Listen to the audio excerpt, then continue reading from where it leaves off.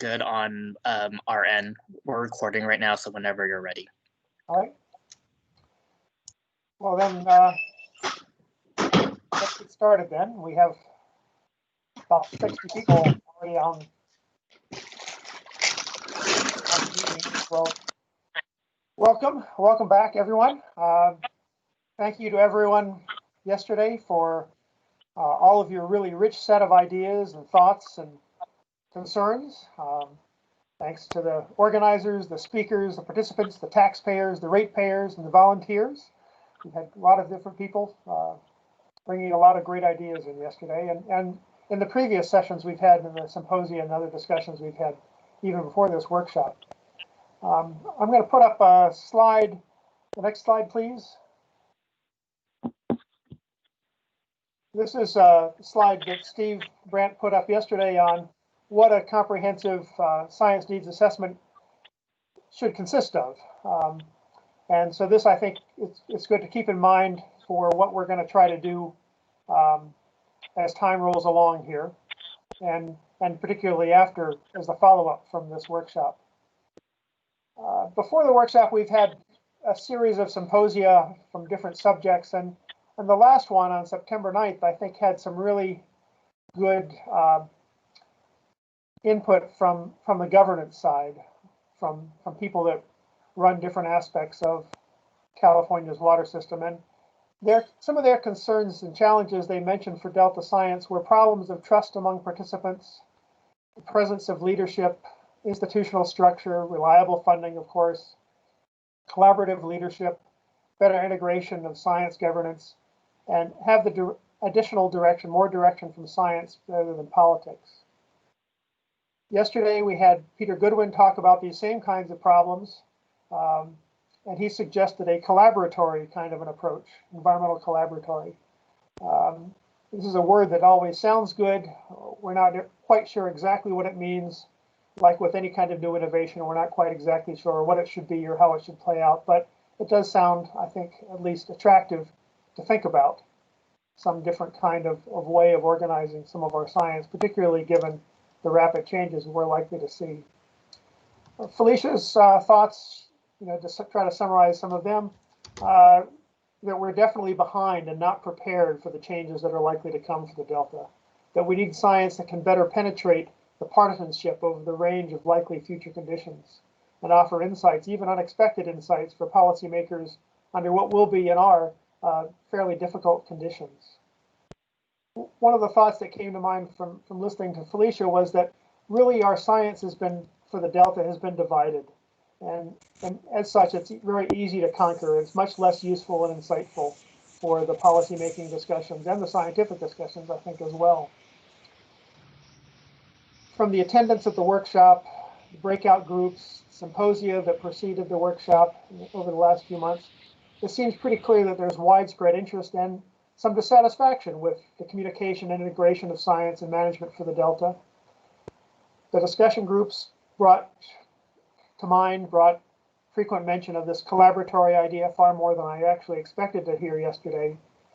And of course, it brought some, I think, reasonable concerns for the lack of clarity of what a collaboratory might be, and perhaps some concerns that a collaboratory might threaten existing collaborative efforts. Should a collaboratory or some new kind of way of organizing our collaborative science activities cover all of Delta Science, just parts of Delta Science, such as modeling? Or there was an intriguing idea that came up yesterday that I hadn't thought of perhaps we need a collaboratory to forge policy collaborations, not just science collaborations, as mentioned for Van Sickle Island. A collaboratory could, of course, take any one of hundreds of forms, from very narrow, focused, specific modeling issues to a very broad science JPA. It seems at this time premature to be overly specific as to what the collaboratory should be, but I think we really need to seriously explore some major changes to improve interagency collaboration and science planning. Darcy Austin has had a wonderful phrase that she's used from time to time that says, "Show me a rock," as a form of dynamic inaction in agencies where a manager will say, I don't like that proposal, show me another one. And that can continue on forever because it's not a very iterative way of converging on a more productive kind of solution. I think we need to be aware of that problem as we try to iterate and try to discuss what would be better ways to improve interagency science collaboration and making science more engaged with policymaking and policymaking discussions. For all the Delta problems, progress is going to be much harder if science is not more held as a common good and more developed in common. What we have now will not be good enough.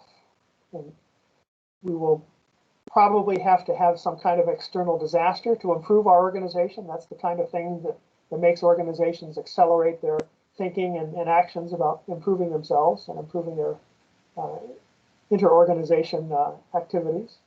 But the good and the bad is that we actually have fairly frequent disasters in California, and for the Delta, we're anticipating quite a few.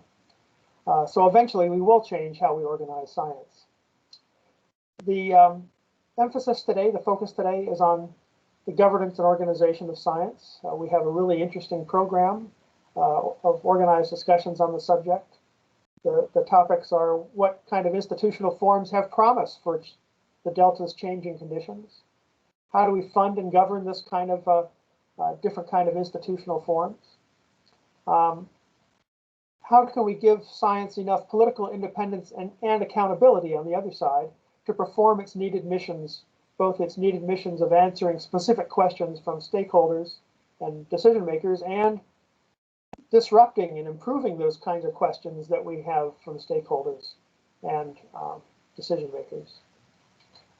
Overall, how do we make adaptive changes happen for the Delta and the Delta science establishment? This, I think, is a big problem. It will take more discussion than we have today, or even today and tomorrow. And fortunately, we have Mark LaBelle here to give us a little bit of a plenary before and to spin us off into quite an array of breakout discussions. So thank you, Mark. Do we have you next? Okay, thank you, Jay, for the introduction. Hopefully everybody can hear me okay. Give us a text chat if there's any issues with the audio. So my name is Mark LaBelle. I'm a professor in the Department of Environmental Science and Policy at UC Davis. All my information is up there on that introductory slide. I'm a social scientist who basically studies governance and cooperation problems in the types of systems that characterize the Delta science enterprise, and really, in my view, all governance types of settings. So next slide, please. So what we have in the science enterprise is what researchers like me might call a polycentric or complex governance system. And the network picture that you see up there was assembled by a student of mine who was named Mateo Robbins, who was a fellow in the Delta Science program for about a year. And what he did is he looked at all of the collaborative science venues, DPIIC and CSAMP and the IEP and a number of other ones that are operating the Delta, and all the participants in those of different organizations. So the black squares in there are the various science venues, and the organizations are of various types are the circles, and the lines connecting the circles to the black squares are participation in those. And so what you see is the science enterprise is a network. It's got multiple venues, multiple forums. And the question there is really how to coordinate all of that effort and integrate the science. There's different people, there's different measurements, data being collected throughout the system. And Rachel yesterday described the fact that she looked at 30 different venues. So you could even expand this beyond what this picture is showing you. In reaction to a paper that I wrote about these sorts of systems in a journal called Public Administration Review, We asked Phil Eisenberg, who I'm sure many of you know is a veteran of California water policy and California politics in general, to comment on how these structures operate. And what he wrote is, public policy is almost always a mess. Let's acknowledge the inevitable and figure out how to manage messy situation. Trying to define a policy problem is hard enough. Trying to find a solution is even harder. Trying to do either in a policy-making structure in which everyone is involved but nobody is in charge is nearly impossible. So in some sense, the task before us on the governance side is to achieve the impossible, figure out how to steer this messy situation in a way that will improve our ability to identify and deal with future Delta problems. Next slide. So the way I think about it is this is kind of a conceptual framework that I came up to summarize the way that I've been thinking about what we've been doing in these workshops. So I think of the start at the far right there where it says prepared for rapid environmental change. How do we design the Delta Science Enterprise in such a way that we can identify those future problems as far out in the future as possible and prepare for them, think about what the innovative solutions are, being able to horizon scan further in the future than we're capable of doing now. And then working backwards from there, what are the capabilities of the science enterprise that we might need to be able to achieve that goal? So integrated data and science models, characterizing uncertainty, taking a long-term perspective, and others. And then given those capabilities that we're aiming for and the goals that they're supposed to achieve, what do we need to do on the governance side to restructure what we have going on right now in the Delta Science Enterprise in order to instill those capabilities in the system? Next slide. So we're going to focus on today is that bottom box, that bottom left box, which is the structure of that science enterprise. And we're going to have a bunch of breakout sessions on various topics of that. Next slide.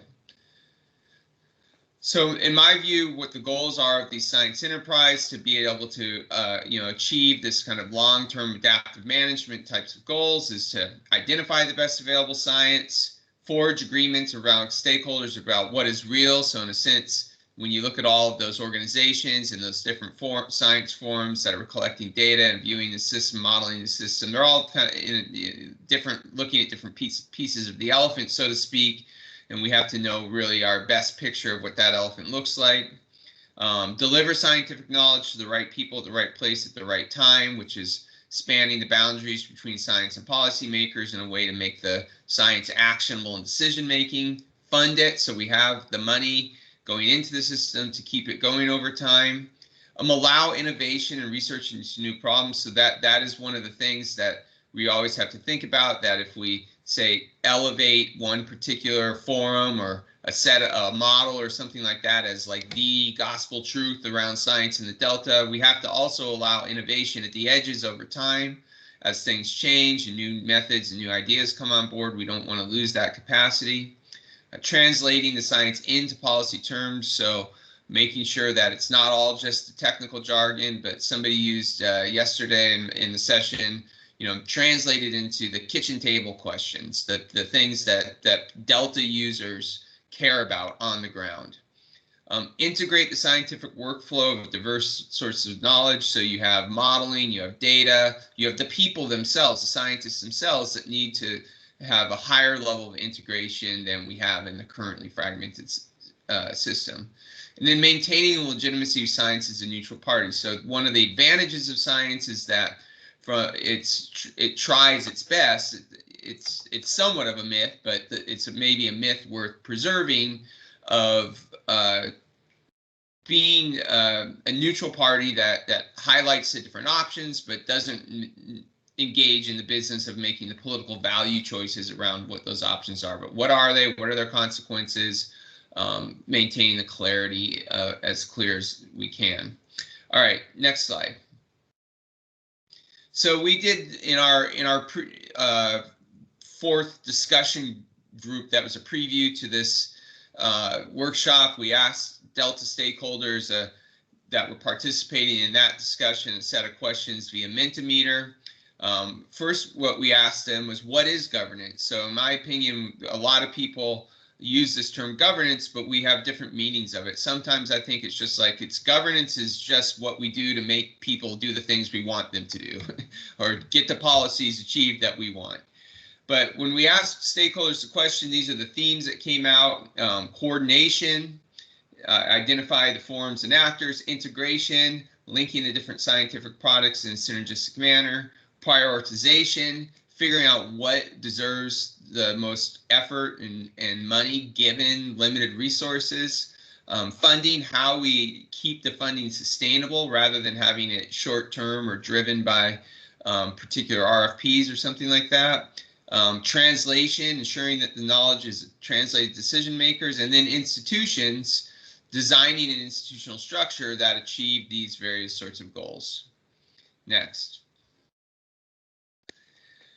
And then we also asked them, you know, what are the barriers to science governance? And this was an interesting, because of all the questions, really, these three really came out quite clearly as the most prominent themes. Trust, collaborative science requiring trust among the community of scientists, and that trust is really, that's not really built by institutions or rules. That's built by a social process of interaction between individual human beings. So if there's a collaboratory, you know, we have to be able to interact and communicate and live up to the best professional standards of science and policy communication in order to have that trust build over time. Leadership within the science venues, within the organizations, within elected officials, with a theme also in discussing the leadership, not only where's the leadership right now, but how do we build a system to recruit the leaders of the future?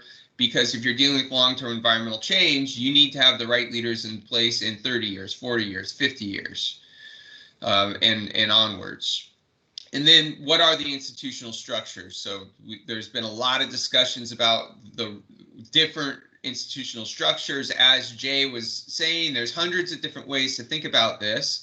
There's lots of stones out there, and we don't want to leave any stone unturned in thinking about it and picking the right ones to put into our, you know, whatever sculpture we're going to make here. So, for example, we've talked about joint powers authorities and institutional structure. That's something that's been an item of discussion within the Delta for a number of years now. Next slide. And when you think about that institutional structure and what's integrated or collaboratory, right, you can think about putting such an institutional structure onto the system. You have, but what part of the system? What part of the system are you going to integrate? Are you going to integrate all of it? Are you going to slice off different pieces where just the modeling is? Those are choices that we have to make and think about, and also whether or not the benefits of creating such institutional structures outweigh the cost of establishing them. So, as a lot of people talked about yesterday, there's lots of collaboration happening in the Delta already. There is a system that's actually really pretty well developed relative to a lot of places. There's obviously comparisons to be made to Chesapeake and Everglades and other that have been discussed within our Delta Science Enterprise before.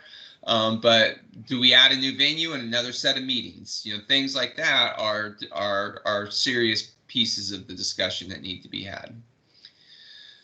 Okay, so next slide. I think we're going to transition now into the breakout sessions. So what we want to do is address these sorts of questions in these breakout sessions. And we have 5 topics in the breakout sessions. What are the coordination activities? What are the funding?